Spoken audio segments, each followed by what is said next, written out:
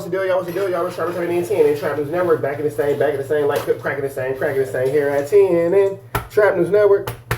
Second news, yo. Second analogy, though, you're not gonna get nobody's college, though, big dog, tap in with that, tap in to make sure I'm fact, tapped in with that, tap in, like, comment, subscribe, everything we got going on, hit that like, hit that comment, hit that notification bell, everything we got going on here at 10 and Trap News Network. And before we get into this rap news and street politics video, I gotta give a special shout out to the OG Ducks, man. Y'all came through against the OC Buckeyes and y'all whooped my nephew's team's feet all the way out, man. So I said that I was going to do this shout out, and I'm giving y'all this shout out, man. Now is the perfect time to show some love to the OG Ducks Pop Warner football team, man. They did their thing about 2 or 3 weeks ago against the OC Buckeyes, and when I say they came through and they whooped feet, man, they came through and they whooped feet. Bad, big feet. So I do owe this shout out, and I'm paying my dues, man. Shout out to the OG Ducks doing their thing. Shout out to everybody doing their thing, man. All the kids in youth football. Hope y'all all have a beautiful, productive, and safe season. And parents, stop fighting at these kids' games, bro. Please, stop fighting at these kids' games. With that all being said, what's the deal, y'all? What's the deal, y'all? What's the deal, y'all? We're Trap News 10 and Trap News Network. Back in the same, like cracking the same here at 10 and Trap News Network. Stagnant news, you guys. Yo, stagnant knowledge, though. You're not gonna get nobody's college, though. Big dog, tap in. With that, good tap in. Hit us with a like, comment, subscribe. Everything we got going on here at TNN Trap News Network. It's at Newsington. You can Usington. It's good knowledge, though. You're not gonna get nobody's college, though, big dog. We slide over to rap news and street politics. Broadway Gangster Crip, federal indictment, Hood Day, 187. Backdoor politics, paid informants, all kind of stuff, man. And I do want to say shout out to the homie Baby Solo, man. Free him until he's free. Shout out to bro. We're about to get into this good content. Now let's get into this content. Let's go. Rap News Street Politics. Rap News Street Politics, the best hood channel on YouTube. And we back in them West Side 50s with West Town Fido's Broadway Gangster Crip. Now we know the city been going crazy with the homicides and the indictments in the streets. We've seen some high-profile murders take place at the end of the summer, and we see the feds still playing ball outside. Now, we talked about multiple federal indictments on this channel. We talked about when the feds put the squeeze on the A-trays, moving from LA to Washington. We spoke on the 6-0s going down. And most recently, we all know what's going on with the Hoovers on Fig. But we gotta speak on when 72 people from Fido's Broadway went down in the largest blood or Crip federal indictment in LA at that Yeah, they had that thing going all the way up. I remember that situation, but let's go ahead and get to it. Time back in 2014. So around the same time that the Fed... I remember when all them niggas from Broadway hit the county jail. Nigga. was watching a tray. They had their eyes on Fido's Broadway, where the feds alleged that Broadway was the hardest set in the Newton division over here by the Low Bottoms and South Park. Now, this is at a time when the Broadways were beefing with East Coast, and the feds had some snitches in the Broadways, giving them a front row seat to back and forth Hood Day murders, as well as the Broadways serving in the 50s and controlling Skid Row, along with them being involved in plotting on the Asians who was leaving their banks and getting robbed by members of Fido's. How you from the gang and you ain't even hop the fence? Why you got that point, you ain't even popping shit? Why? I be in the field and tripping off the opposition. Niggas want my spot and the crackers want me in prison. Yeah. How you from the gang and you ain't even hop the fence? Why you got that point, you ain't even popping shit? Why? Now with the Hood Day murders, like I said, most recently, we've seen it get cracking in LA, specifically with what happened on the A-Tray Hood Day, which of course has a direct correlation to the homicides that took place a couple weeks after the incident, where Africa and another man. Man, now you gotta always remember too, a Hood Day is where things could be the most deadly and the tricky, icky, vicky, stickiest. You feel me? Hood Day could be your best day or your worst day, man. So you gotta just be careful with all that. Lost their life at A-Tray Hood Day party. Now we gonna break down exactly how these moves go down, with people plotting on Hood Days and waiting for these Hood Days to come around, because this is exactly what Fido's Broadway was doing. And a lot of these hits do be happening in the Low Bottoms, because it's a lot of little warehouses that be down here, down Broadway and down Main Street. And this where the parties be cracking at. Get your dusty ass in the car, little shorty. That's on God. Look how short you are. You need a booster seat in the front seat. Dead homies. You riding a leak. But over the course of 4 years, the feds was watching the Broadways in an Clowning the cop because she got a Foompa is crazy. operation that they call Gremlin Riders. Now, if y'all not familiar with the Broadways, when y'all see them gremlins, Nigga, I was locked up with them Gremlin Riders, boy. Again, free that nigga Solo. He was a good nigga. Man, Baby Solo, by the way, I'm 35, so Baby Solo got to be somewhere around my age. But if you know Baby Solo, send him my love and my regards, man. I was a good dude. But them niggas had the county jail on swing. at the Hood Day, and y'all wondering what that is, Broadway has specific cliques of gremlins. And it's really based on the generation of the members in the set. So we know the feds allege that the Gremlin Riders, a specific set inside of Broadway, was the hit squad for Broadway. But they also have Gremlets, Baby Gremlins, different gremlin cliques inside of the Broadways. Again, to represent generation.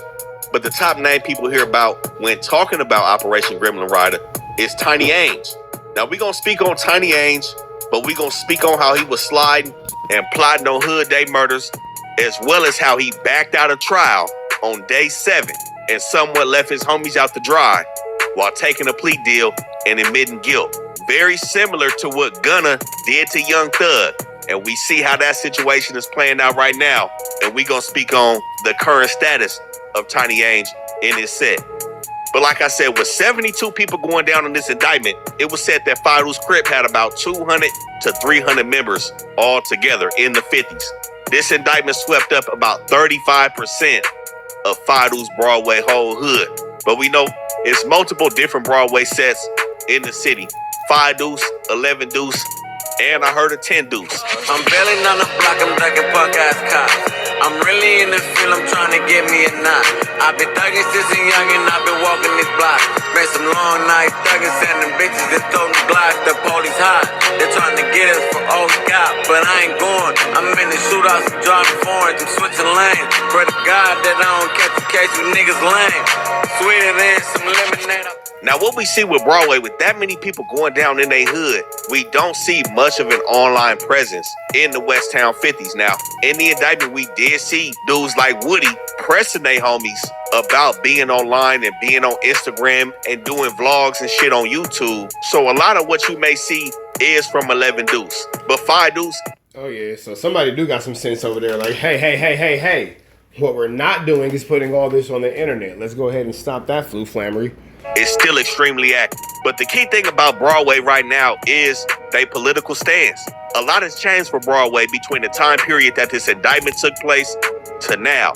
Like I said, 10 years ago, they was beefing with East Coast heavy, and there was a lot of murder beef to be had between both of them hoods. Now, as we see today, the truce between Broadway and East Coast has stood strong. We know East Coast has pieced it up with Florida NCI as well, so a lot has changed over here with hoods that beef with East Coast. And it comes to a point to where it's like, enough is enough, like, because if it go on forever... Unless it was something that was just foul, you feel me? Now we're just full foul play, we can't come back from certain, you feel me? Like, the homies was cool with the East Coast at one time, you feel me? But that's something that can never come back. We ain't fucking with y'all with us, we ain't gonna cause y'all no problems, don't cause us no problems. No, It's like that right now. That's where it's at right now, you know what I'm saying? That's how it is right now. That's exactly how it is. That's why he, like, it's touch and go, because, like, if one of them pulled up right here right now, A nigga wouldn't do nothing to him. And unless he tripping. Unless it's some And he type of bring that animosity and we feel it. You know what I'm saying? If it ain't that, then he good. He come through, get his car washed. keep You know it what I'm saying? pushing, do what you do. Keep it cool. And we know historically, Broadway has got along with the Hoovers. Now, 5 Deuce Broadway and 5 Deuce Hoover definitely still get along. 11 Deuce Broadway still gets along with Hoover. But the thing is with 11 Deuce, they are also cool with Main Street. Now, this puts a wrench in the situation. We've seen some members from Hoover not feeling the Broadways rocking with the Enemigos like that. Now, I don't know how tight they are with the Main Streets. And as we know, the Main Streets are extremely tight with East Coast, and we know what's going on with the Main Streets and the Hoovers right now. So we've seen the Hoovers.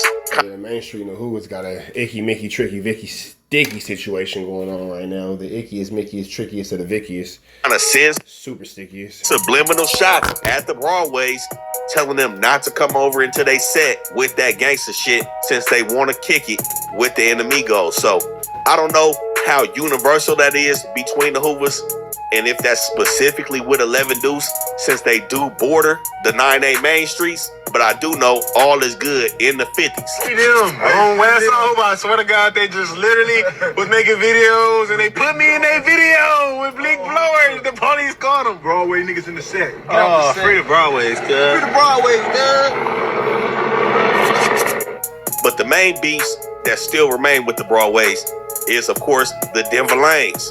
And I gotta give a shout out and say rest in peace to Peasy Dupree Moore, one of Broadway's young homies that lost their life last year out in Lancaster. Now, I'm not gonna talk too much about that situation, but I do know the PDLs and the DLs do beef out in Lancaster as well. But aside from that, they also beef with the Bloodstone Villains. I've also seen them whacking out Hard Time Hustlers. Of course, they beefing with Six Deuce Brims, and they beefing with the 40s. And in this indictment, I'ma speak about Tiny Chew being backdoored by his homies from Broadway, and Broadway trying to blame the Rolling 40s for taking out their homie. Now, we know Broadway's still a West Side hood, even though some of their hood bleeds to the East Side. So over here in the 50s, they going from Vernon and Slauson between the... Yeah, I can see how that can get into a tricky situation with the 40s. 110 in San Pedro, where they also function with the Phi Trey Avalons, and of course share that 4-pack beef with the Avalons, and they also kick it up at South Park with the Phi Trey Avalons. And around this time in the indictment, they was known to control Skid Row, Gladys Ave and 6th Street, Saris Ave and 6th Street, Gladys Park. Broadway Gangsters played a pivotal role in serving the streets in Skid Row. And that's the key thing about Broadway, what many people don't know about. Broadway is really known for getting money and serving. Of course, they get cracking, but they really known for getting money and serving. Now, their counterparts in 11 Deuce is going to go from, I say, about Century to Imperial between the 110 and Main, with some parts bleeding towards Locke and San Pedro. But over here on Century and Main is where they border 9A Main Street. Just across the 110, the Hoovers is right here. The Q102 East. I mean, but they have a really good geographical setup as far as the 50s is concerned for being able to, run that type of enterprise, because geographically speaking, if you know that area, it's a lot of people who are in need of a fix, so to speak, and we'll just kind of leave that right there. Coast is also going to be across Main Street, bordering the Broadways as well. And like I said, they are beefing it with the Hard Times right now. I don't know if that stands true for 107 Hustlers, but I do know the Hustlers have been losing ground in recent years. And then we also have T-Zone over here that has beefed it in the past with Broadway. Not sure if they still do, but they are a smaller hood over here, east of Main as well. But these are the territories that Broadway is controlling. Now in the 50s, Main Streets, of course, being 52nd, 53rd, 56, 57. All through the 50s, the Broadways have been known to have different dope spots between Broadway and Main Street. And we know how the feds do. They categorized everybody in terms of their position in Broadway, whether you was a shot caller, leaders of the Gremlin Riders, known for serving dope, sliding, flocking, they got it all. But the main people that they was focusing on was Lil C-Bone, Tyron Martinez, who they say was a leader of the Gremlin Riders, Tiny Looney, who was one of the dudes that Tiny Ainge left hanging when he dipped out on him in trial, also known as the leader of the Gremlin Riders, as well as Big Sneak, Bear, and Big Toon.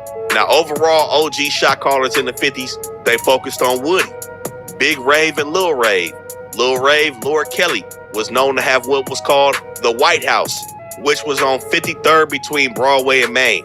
Now, the feds painted it out to make it look like the White House not only was a top spot where Broadway would conduct business, but it also served as an armory and a stash spot for guns and drugs in the West Town 50s. Now, like I said, there was multiple confidential informants from... Damn it, man. Damn it, man. Damn it, man. Damn it, man. That's what happens when niggas start talking and doing too much, man. You got to be careful who you getting this chili with, because everybody might not be in it for the same reasons. Somebody get caught up, and now everybody getting caught up. Broadway that played a pivotal role in bringing the feds to a front row seat into the organizational structure of Broadway. One of them dudes was actually from Gremlin Riders. Timothy Sawyer and his wife, Mimi Sawyer, was a Gremlet. Both of these members was top members, and I would say Without them, this case probably wouldn't be as strong as it was because they wore multiple wiretaps in hood meetings, hood days, and everything that Broadway was involved in, whether it was murders, serving. As soon as they took place, these two snitches was going straight back to the feds and telling them everything. But the feds, we know, played a dirty game in this. They went back 27 years on the Broadways and tacked together everything that anybody from Fadu's Broadway was involved with from 1987 all the way to 2014. Now, like I said, that's a dirty game. That's a filthy game. And they knocked down Mr. and Mrs. Gremlin. God damn it. Goodness gracious, not Mr. and Mrs. Gremlin.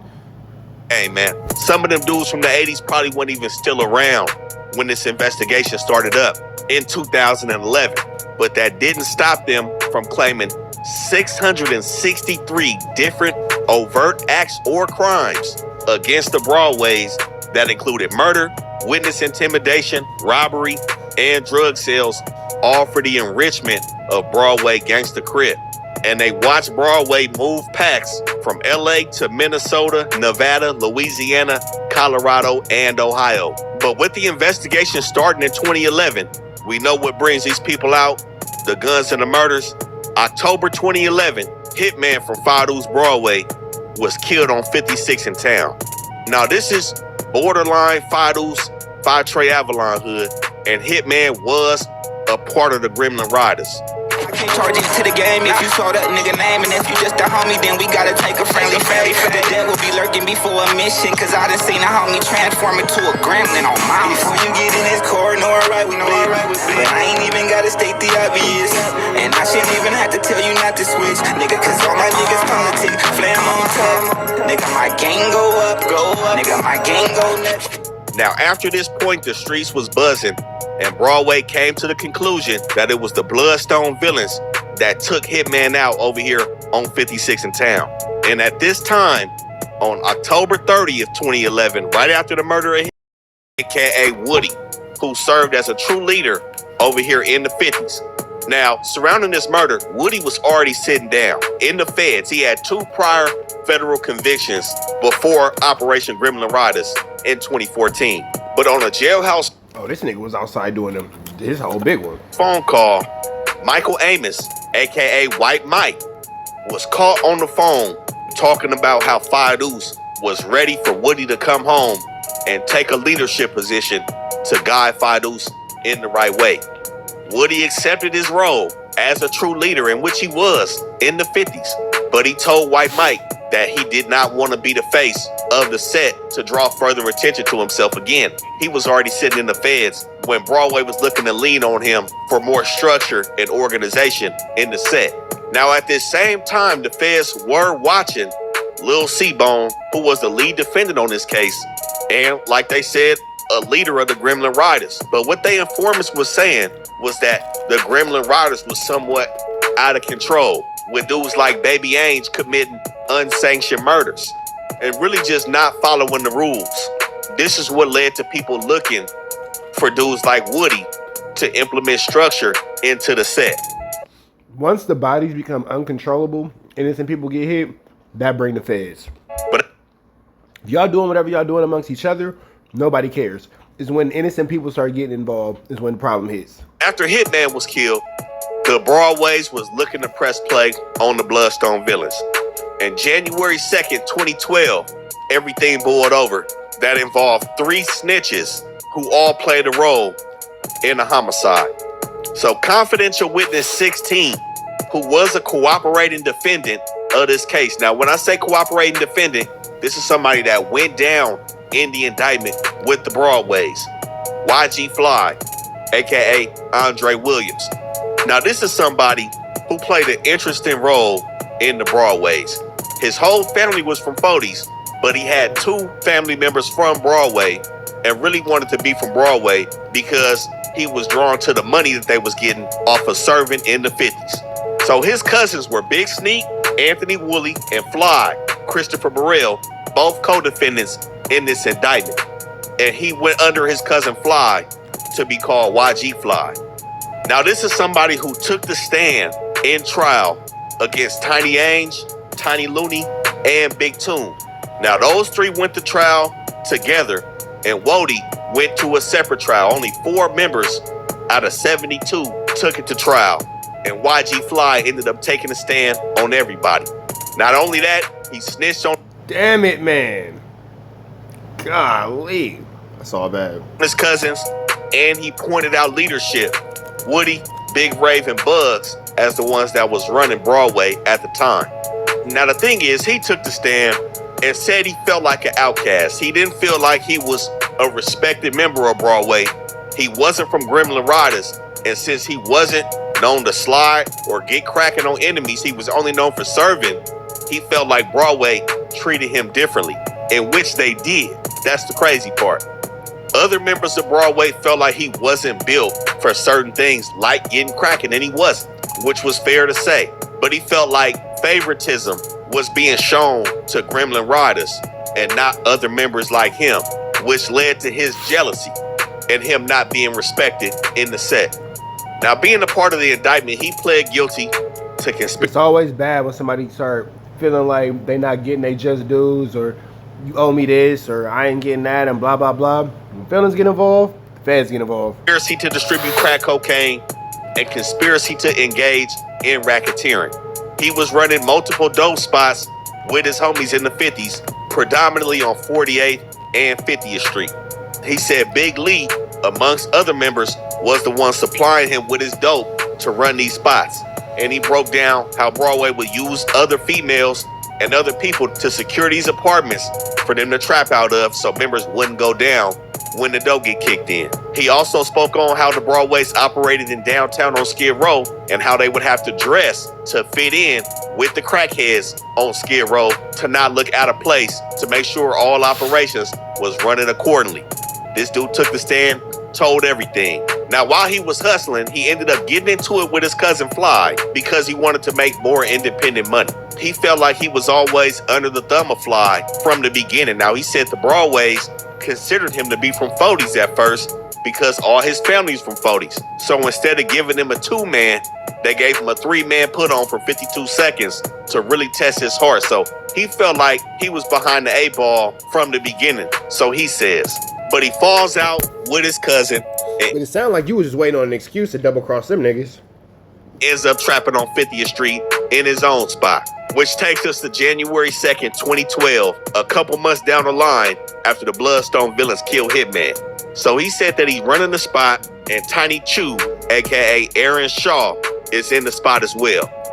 At some point of kicking it on 48, Aaron Shaw, again Tiny Chew, asked YG Fly to use his car. At first, Fly said no, but Tiny Chew talked him out of it, got the keys up off him, and dipped out.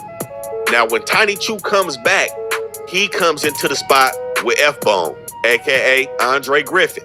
And this is where these weird games start to come into play. And this shit really goes on in the hood, man, especially if you're not somebody that got some real rep and real respect. Niggas will play with you, and that's exactly what Tiny Chew and F-Bone did. So when Tiny Chew took the whip, not only did he meet up with F-Bone, he used YG Fly's car as a tail to go behind Tiny Crazy A and other members sliding to the Bloodstone villains. And this is when they caught 18-year-old Edwin John Jr. on 53rd and McKinley in broad daylight. Now, damn it, Edwin John Jr. Damn it, man. 53rd and McKinley is still Fire Trey Avalon Hood, but just past Central is the Bloodstone villains. With the Broadways being cool with the Fire Treys, I'm pretty sure they had it in their mind that this dude was not from Fire Trey, so there would be no mistakes made in hitting one of their allies. And at this time, they get cracking on Edwin John, killing him by hitting him multiple times in the upper body, as well as shooting a 57-year-old man in the shoulder and shooting a little 11-year-old girl in the foot. And that right there is what brought the federales. That old man and that little girl. Didn't have nothing to do with nothing. If they just would have got their target, maybe not. The fact that they hit an old person and a young person, nothing to do with nothing, y'all menace to society, gotta clean up the neighborhood. 3 p.m., broad daylight on a Monday, they got cracking, January 2nd, 2012. Now again, Tiny Chew and F-Bone is in the tail car watching their homies get cracking. And that tail car belongs to YG Fly, who had no idea they was finna take his car when they left the dope house that day. And this is where a lot of bullshit started to go wrong inside the 50s. So they got back to 48, gave YG Fly back his keys, and was acting funny. He talking about where his car at. Tiny Chu told him it's down the street. He like, why is down the street? Tiny Chu initially told him that the homies had the car. You know, that's that funny shit I'm talking right there. You slide your homeboy the car, then you come back talking about you gave it to some other homies. Then he eventually told him that the car was parked down the street. They not telling him that they just laid somebody down on 53rd. You know, the thing was, nobody really trusted YG Fly. Everybody thought he was a sucker. And the crazy part is, at this time, before he took the stand in the trial, he was more solid than Tiny Chu and F-Bone. So he got a phone call from somebody on the block telling him that his car was parked funny. Damn. That just shows how the politics get, bro. You're not the political favorite, you might not get chosen for class president, big dog. The windows was down. It just looked out of place. So he bagged up, closed shop for a second, because he was finna go re-up. He jumps out, finds his car on 48th and Grand. Parked crazy, off the curb, all the windows down, the shit looking crazy. He hops in. As soon as he get in, the police get on his bumper, and he goes straight down. Now, everybody thought he was finna snitch. Again, this dude didn't even know nothing. The crazy part is, when he got in that room, he didn't say nobody's name. He didn't snitch on Tiny Chu, didn't snitch on F-Bone. He said he did not give his car out, and the police ended up letting him go. Now, you know, some shit like that, it's a lot of homies that's gonna be looking at you funny, and that's exactly what Broadway was doing because they considered him to be a rat. Now, Tiny Crazy A, who ended up... They was looking for a reason to whoop him out, and he was looking for a reason to cross his homies out. Going down for the murder as well, spoke with YG Fly in the county and told him that he had the paperwork, and he knew that YG Fly did not speak to them people when he went down after Tiny Chu and F-Bone damn near set him up with his car. But when he got out, Big Sneaks, his cousin, told him Broadway was ready to smoke his ass, and he told Fly that he should just move to Bakersfield. Fly felt like niggas was in the wrong. This is selective politicking. This is what all these people be talking about when they use that term, selective politicking. YG Fly was not a part of Gremlin Riders. He wasn't known to be a slaughter. He wasn't known to be with that business. So they counted him out and felt like he wasn't that solid of a homie to keep his mouth shut on the homicide. It turned out that he was, according to Tiny Crazy A, who went down for the murder. And this is what he said allegedly turned him into a snitch when the federal indictment came out, because his homies dirty politicked on him. And one of them dudes was Baby Dewey, who also went down for the murder. He was the one pushing the line, saying that YG Fly had snitched. It comes out with the paperwork that Tiny Chu and F-Bone made statements on they homies. They was in Fly tail car. Both of them dudes from Gremlin Riders made statements to the police, and this set Broadway all the way up. Now, Lil C-Bone, like I said, Tyron Martinez, who was said to be running Gremlin Riders at the time, he got the paperwork in his hands and he pressed the line. And he put it in his head that both of them niggas needed to be taken care of for talking to the police. But of course, when you got two members from the Gremlin Riders, a lot of politicking had to go on exactly what the punishment was going to be based on the paper. Yeah, there's going to be a lot of people who going to have something to say. They finna put you up on a chopping block, big dog. They going to auction off your ass whooping. So F-Bone was said to have committed a more egregious act of snitching in the paperwork opposed to Tiny Chu, which is low-key crazy for F-Bone because he was known as a slider. So the feds also got F-Bone in another double shooting on East Coast back in 2006, where him, Tiny C-Bone, and Baby Ange slid into the coast and popped somebody in the neck and in the shoulder with a 9 and a shotgun. They didn't end up taking his life, but in the same night, they slid back to the coast and chased down somebody where they hit him in the leg. So to Broadway, this talking was uncharacteristic for F-Bone. They said Tiny Chu did not point out the shooter, but he did give official names of Broadway members to the officers. Not necessarily names that were implicated in the crime, but just spoke to police, period, and corroborated names to the police. F-Bone, on the other hand, told the police that Crazy A was bragging about killing Edwin John over here that resulted in that man and that little girl getting hit. And at this time, this is when they used their inside man. Told you, that situation with that little girl and that old man, over with, bro. OVA, you're donezo. Timothy Sawyer, who was also a Gremlin rider and an FBI informant, to figure out what was really going on and what was Broadway gonna do in response to their homies telling. Now, Timothy Sawyer, who also went by the name Nephew, gave the FBI control of his and his wife's social media accounts and relinquished all information that they was getting from dudes like Lil C-Bone, Lil Ray, Caesar Mike, all other top G homies that were in control of F-Bone and Tiny Chew Faye. Now, the key thing is Nephew was already on parole when the feds approached him to become a rat. He got into some trouble and they leveraged the parole violation over his head. And this is when he made the move to bring him and his wife in to get some chili for snitching on their homies. And you know, everybody always say, all them snitches always say, I did it because I didn't like where the hood was going. I'm tired of the lifestyle, this, that. I don't like the direction the hoes is going in. This whole thing really watered down anyway. It's all really watered down. The whole game watered down. They go into all that. They had their reasons, but the key thing is this nigga got paid between $80,000 and $90,000 from the feds for cooperating. And the key thing is every time you give a piece of information or you do something, you getting a check. Wear a wiretap, you getting a check at the end of that. Wear a camera in the White House, you getting a check at the end of that. This is what made Nephew a lead snitch. And he took the feds with the audio recording inside of the meeting where deliberations were had on Tiny Chew's fate, which resulted in his DP. Now, the audio devices or the wires that the snitches go up in these meetings with is called an electronic surveillance evidence device. The reason the defense can't argue with what's contained on these devices is because once the FBI straps the wire to these people, like Timothy Sawyer, the audio can't be deleted, muted, and you can't rewind it while you in the field. You have to take the wire back to the FBI and they process it. And this is why in the field wiretaps in these type Oh yeah, so it is what it is. They hearing it in real time. You can't argue what's a fact that happened. of meetings was such strong evidence against the Broadways. So the feds had stepped in when they realized Lil C-Bone was plotting to take F-Bone and Tiny Chew out. They went specifically to F-Bone and Tiny Chew and told them their homies was finna take them out. F-Bone took that information. He know he did the bad work. He know he snitched. He knew his head was on a platter.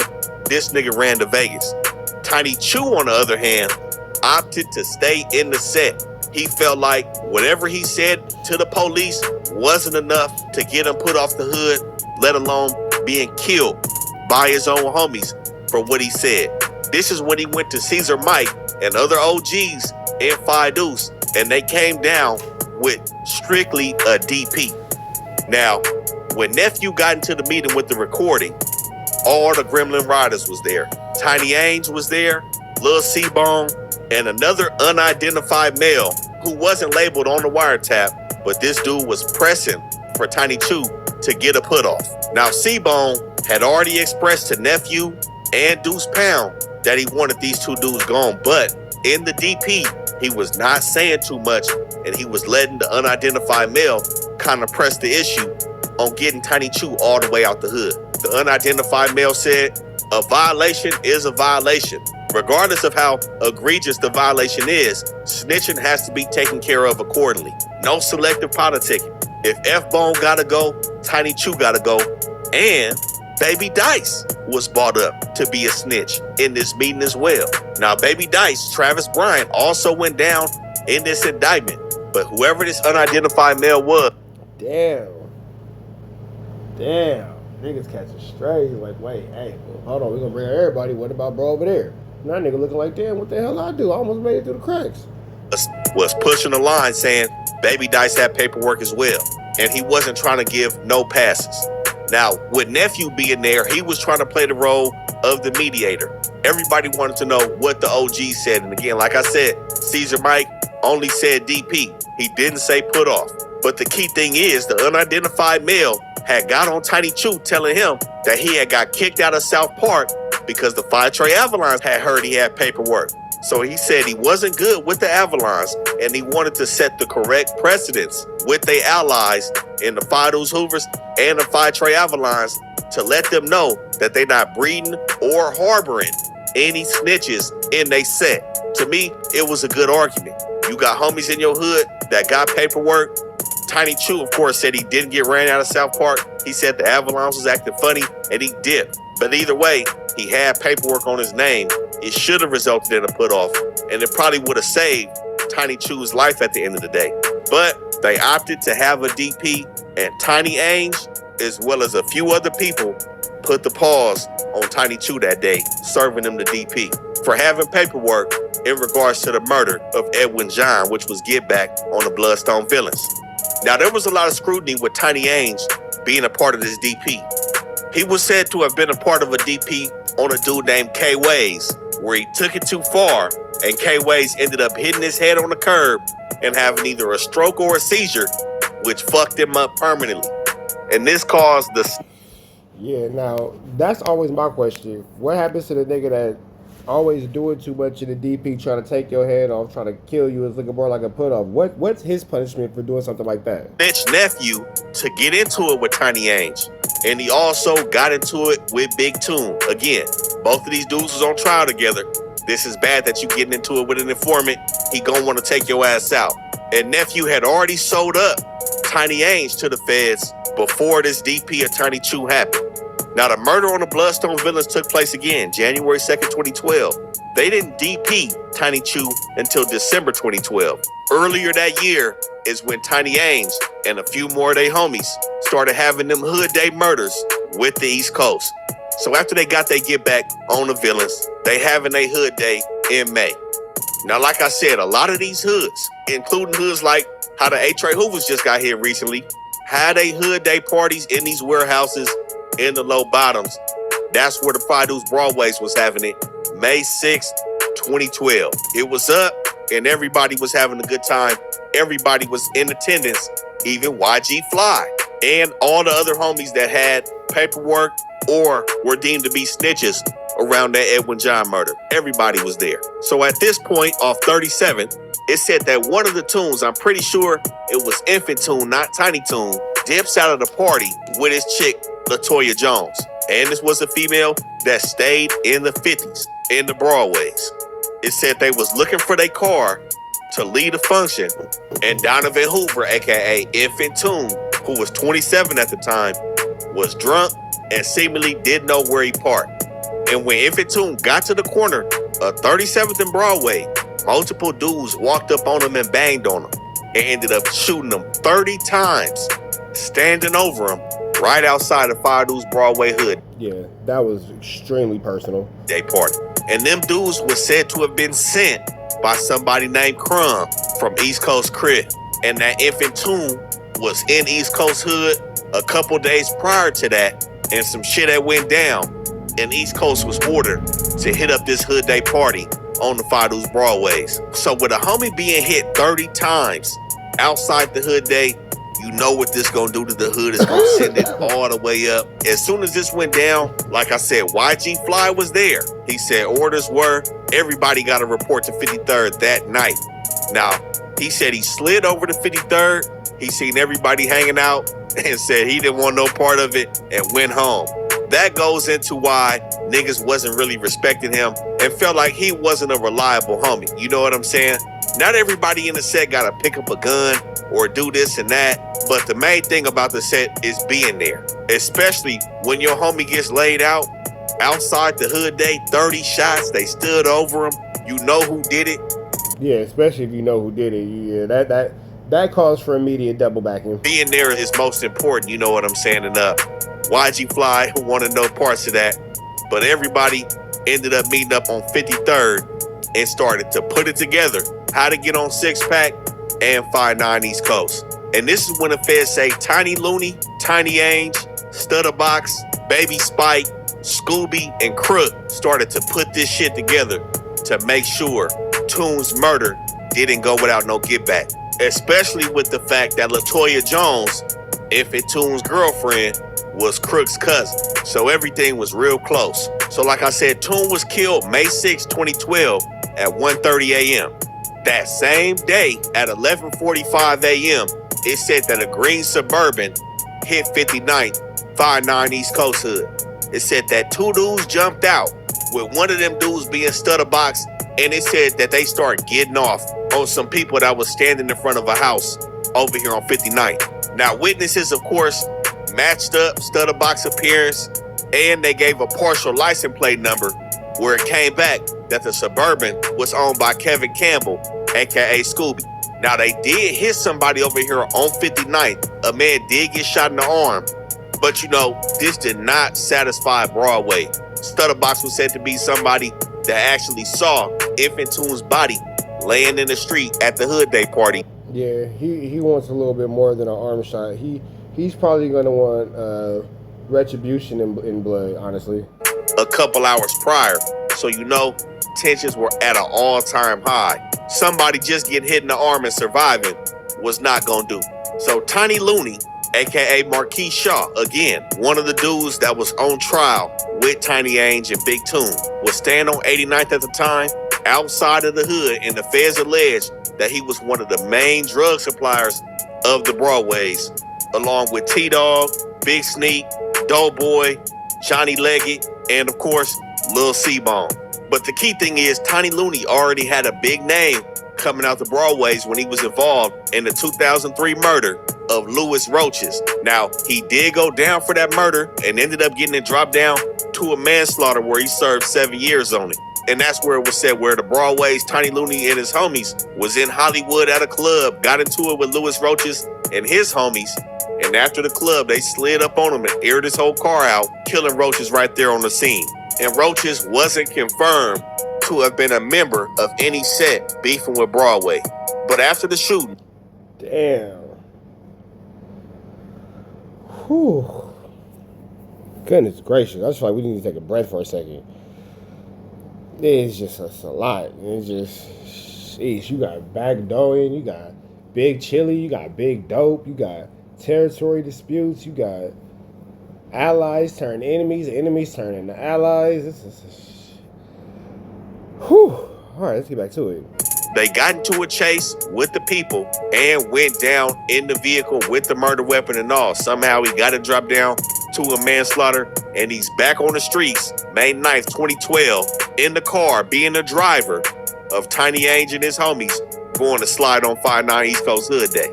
Now, since he had a name, the feds alleged that he is the start of the indictment. Now, mind you, he's the 4th named defendant, with Lil C-Bone being the lead, Woody being the secondary, but T-Loon is up here at the top, playing a major role for the Broadway Crips. But after they missed on 59th, Looney is driving, and they ended up spinning to Rimpaw and Slauson. Now, Infantoon's girlfriend, LaToya Jones, was said to be the one that provided the weapons to Stutterbox, Tiny Ainge, Crip, and Baby Spike. They heard 59 was having a party over here outside of a hall on Slauson. And when they got there, Tiny Ainge and his co-defendants jumped out and started getting cracking with a Uzi, a 40, and a 45, which resulted in William Sherman, who was 37 at the time, getting killed and being considered a member of 59 East Coast, being at their Hood Day. Now, of course, what a lot of people say, he wasn't from East Coast. I don't know. He was at their Hood Day. We know what's going on. He got caught in the crossfire with Broadway plotting on 59. Now, the shooting on Slauson played out a lot different than the move that they pulled. Now, that right there is a bold move. Going on Slauson and Rimpaw, that's sending the message. On 59, it said that 5 people in total jumped out and got cracking, and they wanted to make it personal, just like the Coast did when they killed Infantoon. It said that Baby Spike got so close to the body that he pistol whipped him and got blood on him after they laid him down. And the crazy thing is, even with paperwork, Tiny Chu is said to have also participated in this skit off Slauson. But after Baby Spike got up close, it said that he jumped back into LaToya Jones' car and they slid off, leaving a crazy scene with hella bullets left over here in the 6-0s. But immediately after they killed William Sherman over here on Slauson, Baby Spike is in communication with the Rat nephew and tells him everything that went down, every single detail, even how the Uzi jammed when they jumped out on Slauson. And he told the snitch where they kept the guns on 51st at LaToya Jones' house. The snitch LaToya got the blowers all in her crib, man. They gonna take LaToya ass to the feds. Immediately goes back to the feds, tells them everything, and they kick in LaToya Jones' door the next day. Gaffles up all the weapons used in the murders, except for Tiny Angel's. Now, Tiny Ainge jumped out with the 40, and it said that he kept it on him. Now, Tiny Ainge was caught at Lord Kelly house on tap with the 40, like I said. I'm gonna let y'all catch the rest of this, man. At Rap News Street Politics, man. I'm about to get up out of here. This is a lot. We about to the next one. Y'all know the deal. Red dots to the left. Y'all know the rest. Free Avenue Angels, release free. We are gone. Yeah, man. For those of y'all who don't know, for the rest of this football season, I will be posting up a clip of one of my kids every week. Y'all gonna have to watch that at every video for a week. And every Saturday, we're gonna update with a new clip and a new highlight from my son's football game. They first year players, but they starting DN, starting outside, middle linebacker. Both the twins is on there doing a Dougie. So for the rest of this youth football season, you're gonna catch these clips, big dog, of my kids doing their stuff. But that all being said, we out here to the next one, man. Free Avenue Angel till he's free. Enjoy the clip.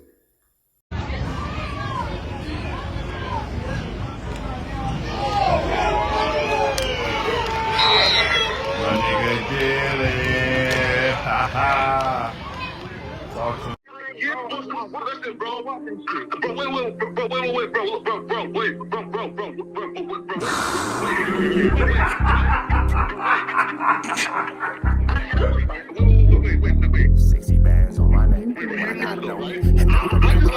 How many shots to the center of a freak, nigga? 3 in his ass, lick his stomach, smell his pink, nigga. They throwing shots, time to see if them pussy niggas can take it. The nigga whack is a snitch and the jolly niggas are rapists. See, Lush was on to something, tried to act like it was nothing. Said you ain't know that freaky ass taker you was frontin'. Munchie ain't fucking with you and Spider-Loc ain't gon' save you. If you want it, you gon' take it. Stop the freaky ass behaviors. Let's get straight to the point, see, we ain't gotta wait for later. Nigga with your last name kidnapped that girl before he raped her. Said the moms of gang members don't deserve no piece of prayers. When General butt naked, the kid Tesher is your savior. You ain't gotta stall me out, cause I ain't asking for no favors. Get it cracking right now, we ain't gotta wait for later. Walked into your own building, heard my voice and then you ducked away. Was humble like a bitch, cause you a hoe, stay in your fucking place. That nigga whack and slut and pathetic, Flacco's a fucking lame. Whack ain't come outside because he hiding from his fucking gang. Talking like you tough when niggas spitting in your fucking face. T-Row didn't quit, we wouldn't even know your fucking name. Whack in front of Adam, but Adam is how he do you. See, Flacco lied on me and then Whack told me to sue you. Treated Whack like a bitch, you should've seen it, it was beautiful. Now every single week that nigga jala on my pupil. Is it Fred or is it Frederick? Is it Dave or is it David? All thighs on me. Flock of belly, now you famous. Type of creep nigga is you. How are you and Dave related? Nigga, no means no. You should've told him not to take it. I'm really in the field, you niggas stuck inside the matrix. From BET to the Knicks, down in Compton where your face is. That nigga real jala got some freaky ass cases. Tryna fake fight Lush cause Adam wanted you to face. You wanna be like academics, making videos like point and shoot. You and Dave the same ass lane. We know the fucking truth. Brick ain't say this shit is a play, cause he don't fuck with you. He not gon' get involved when them real shooters come for you. If you grew up in the land, them thirsties, they would've humbled you. Grew up with them lions, I promise they would've hunted you. I get disrespectful, the next time I'ma punish you. You dirty fat bitch, I swear to God I see the bum in you. Niggas say they shooters till it's time to bring them guns out. Loose can't read and Whack lost his wife to Clubhouse. Treat Whack like a bitch, mark him out before he snitch again. Flocko, when I see you, I'ma show you the type of bitch you is. Niggas say they see me, they pullin' blick out. I promise that this Glock can make you sit down. Drum with a cooler, one for you, one for your brother. Wrap the string around the mop, sound like your dumb ass when you stutter. Swear to God, nigga.